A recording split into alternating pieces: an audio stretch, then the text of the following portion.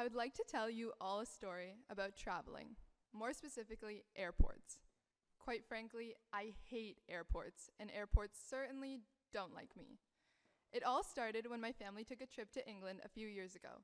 Upon arrival, I decided it would be a great idea to run ahead to ensure that I, the youngest of the family, was the first to embark on the foreign streets of London.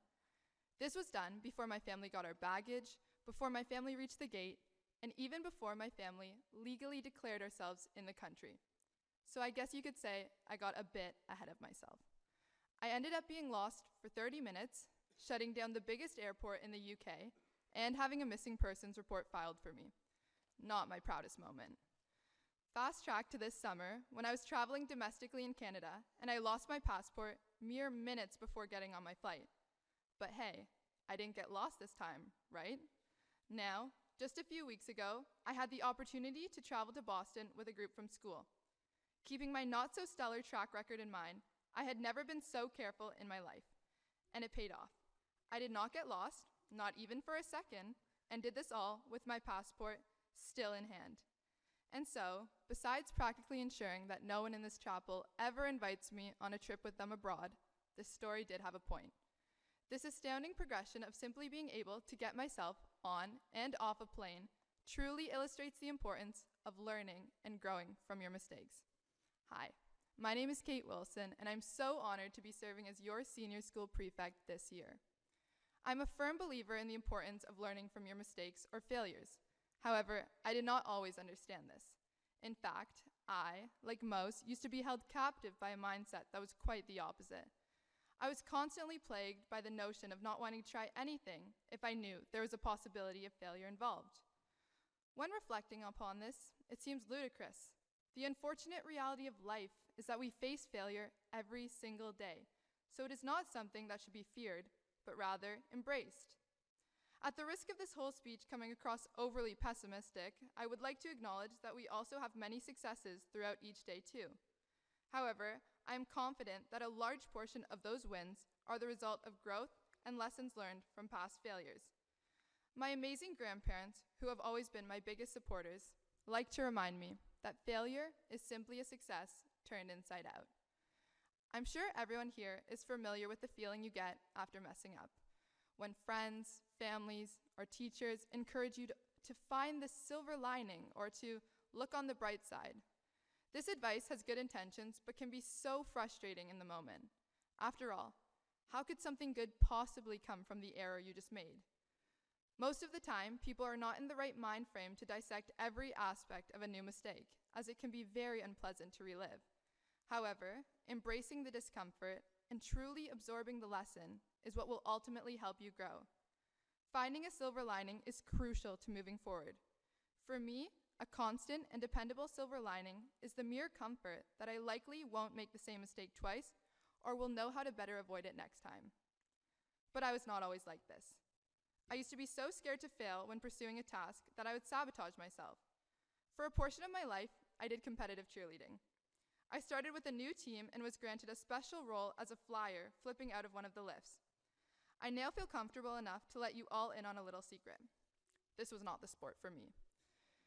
It was just one of the many endeavors I had eagerly asked my parents to sign me up for, and so I was determined to see through what I had started. Before beginning our first competition, my coach pulled me aside and told me that if I messed up the flip, I would be kicked off the team or at least put on the sidelines. So, what do you think I did? I went out there and threw up. Yep, it got to my big moment, and I certainly put on a show. Just not the kind anyone was expecting or even wanted. After the performance, I convinced my coach that I'd just eaten something bad that day. She believed it too, likely until it proceeded to happen at every single competition that came after. As a result, one by one, small portions of the routine were removed from me, but nothing helped. I was just so scared to mess up at any given moment that I pushed myself into doing just that. As silly as it sounds, I lived in constant fear awaiting the next competition. It was all I could think about. It consumed every aspect of my being. That year was one of the worst of my life, and to add to it, all of these instances were filmed and posted to YouTube for the world to see. Yes, the public has access to videos of me throwing up on stage in a sparkly uniform and high ponytail.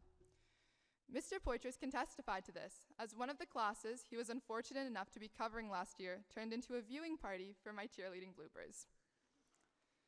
From time to time, I do look back at the videos and laugh. No, not because they are quite hilarious, although that is definitely a factor. I mainly find irony in the fact that everything could have been avoided if I simply believed in myself. It was not much of an ask either. In fact, in practice, I nailed the routine every time. But that is the power of fear. It has the ability to completely take over. This journey took a toll on many aspects of my life.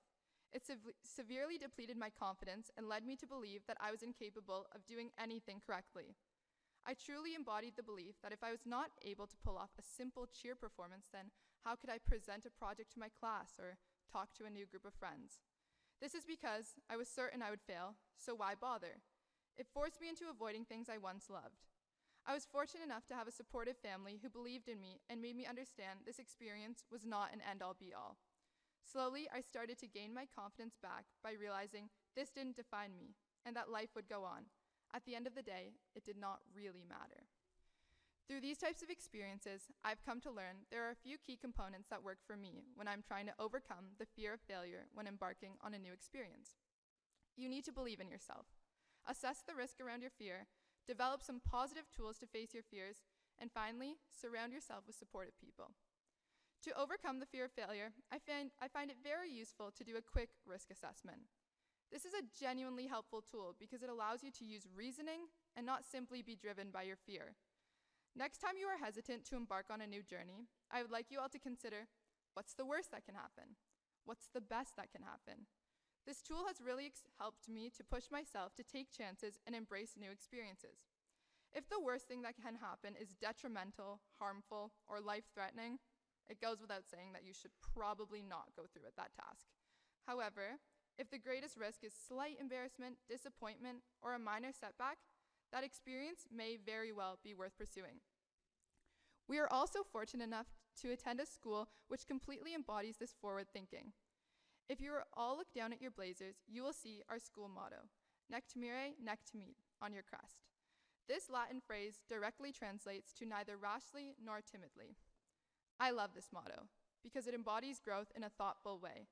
We are so privileged to go to a school that consciously encourages and supports us to try new things, whether it is a sport, an art, a service, or a leadership role. I have benefited so much from these words over my years at Appleby. Another tool that I use to face my fears is positive affirmations.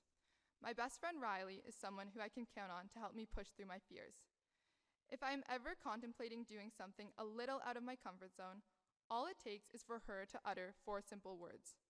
Fortune favors the bold. This is a phrase that she and I have adopted and exchanged when staring down a feared task or new journey. This brief statement reminds us that there are benefits to being courageous. Even if the outcome is not always the desired one, we will benefit from a new experience and not having regrets from letting fear hold us back. And one of the biggest lessons I've learned around facing my fears is how important it is to surround yourself with supportive people who encourage you to take chances, learn from your mistakes, and grow. For me, this is my family.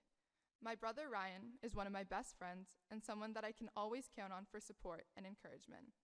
Whenever I make a mistake, he's the first person to ground me and remind me that the world is not ending. I will never forget the day I turned 16 and took my G1 driver's license test.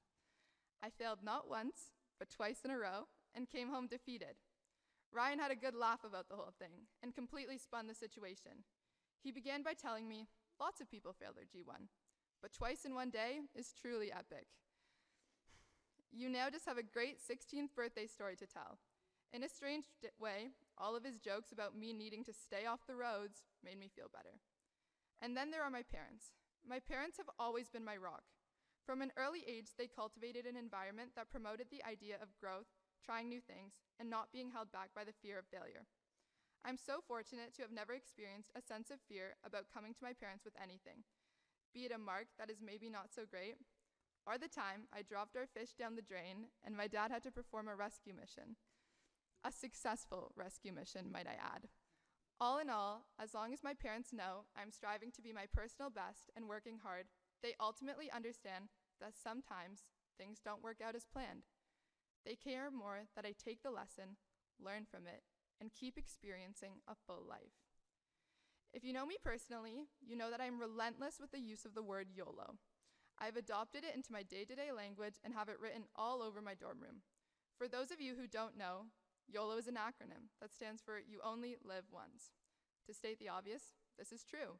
We only get one chance at this life. It is not a dress rehearsal.